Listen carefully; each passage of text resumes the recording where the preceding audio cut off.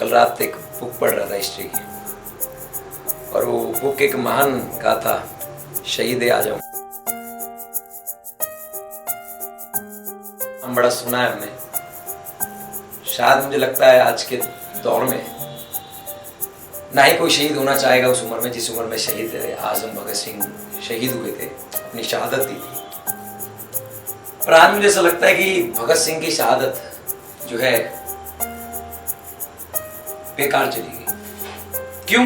छोटा सा उदाहरण हमारे पास है, जापान देश, जो हमसे कम से कम मैं मानता हूं 40 साल आगे है। टेक्नोलॉजी में तो आज भारत भी आगे जा रहा है, 4G हमारे पास आ चुका है। पर सबसे बड़ी खासियत यह है कि उनके नागरिक भी थोड़ा हमसे आगे हैं। एक देश को चलाने वाले उसके नागरिक होते हैं, ना कि उसकी सरकारें। नागरिकता की बात बताऊं, वहां के लोग उस देश को अपना देश समझते हैं।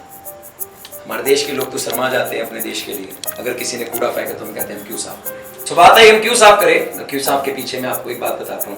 जापान के लोग अपने पेट को, जानवर को बाहर घुमाने टहलाने ले जाते तो अपने साथ एक दस्ताना टाइप होता है वो लेके जाते हैं, और जहां उनका पेट जो शिट करता है उसको अपने हाथ से उठा के कूड़े फेंक देते हैं। हमारे यहाँ बात है, आज के टाइम में लोग पेट पालते हैं। मैं कहता हूँ एनिमल को पालना एक बहुत अच्छी चीज है, बहुत केयरिंग चीज है। इंसान के साथ साथ जानवरों से भी प्रेम हो रहा है। तो जानवरों को पालते पालते हम ये भूल जाते हैं कि जिस तरीके से हमारा घर साफ है उस तरीके से हमारा देश भी साफ रहना चाहिए। देश हमारा एक तरीका घर है जहाँ से हम कमाते हैं, जहाँ हम खाते हैं। पर हम कभी भी अपने देश की गंदगी के बारे में नहीं सोचते हैं। इसके ऊपर कई वीडियो भी नहीं, कई लोग इंस्पायर करते हैं, पर तब भी हमारे देश में बहुत कमियां होती है। हम कूड़ा फेंकते तो हमारे आसपास के लोग कहते हैं भाई चल पागल है क्या, अपने आप उठा के ले जाएगा। ये जब तक हमारे देश में चलता रहेगा तो हमारा देश कभी आगे नहीं आ सकता।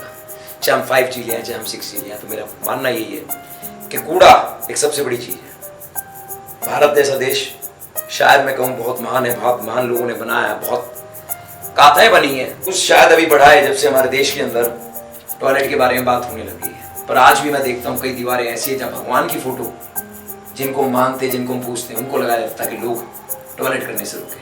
कितना महानता देश है और इसके ऊपर हमें शर्म आती है। शायद मुझे लगता है भगत सिंह के अंदर एक जो उसे गुस्सा कब आया था, 23 साल की उम्र क्या होती है, हम तो नौकरी ढूंढ रहे होते हैं, पढ़ रहे होते हैं। एक जलियांवाला बाग में कांड हुआ था, आप सभी जानते हैं। एक भी लोग हमारे देश के नहीं बचे थे और जनरल डायर ने सभी को गोलियों से भून दिया था। भगत सिंह अपने घर से निकले 12 साल की उम्र में और 12 मील पैदल चल के उन्हें जलियांवाला बाग में हाल देखा और उनके अंदर गुस्सा भर गया कि आप इसमें बदलाव करना चाहिए, या तो सह लो या कर लो।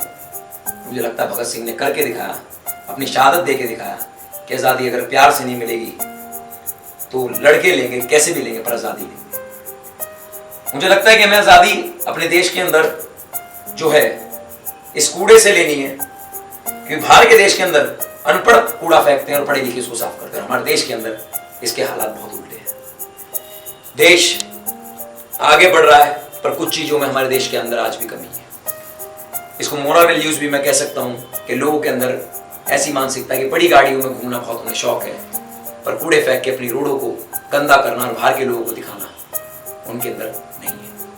बाहर का लोग क्यों कह देगा हमें कुछ, क्या भारत ऐसा है या ऐसा है या ऐसा है। पहले हमें गांव का देश कहा जाता था, वो कूड़े का देश कहने लगे। भारत की मानता इसमें है कि मेरे अंदर भी एक भगत सिंह जगना चाहिए। मैंने आपको बताया कि मुझ में भी है, मुझे लगता है आप सब में भी एक भगत सिंह है। और इससे बड़ी शहादत हम क्या देंगे भगत सिंह को कि जिस विचारधारा को हम लेके चल रहे हैं और अपने आप को यूथ कहते हैं, और इस यूथ में जो चीजें रह रही हैं उन चीजों को हम यूज नहीं कर रहे। भारत में बहुत से कारण ऐसे हैं जिसके अंदर भारत बहुत पीछे।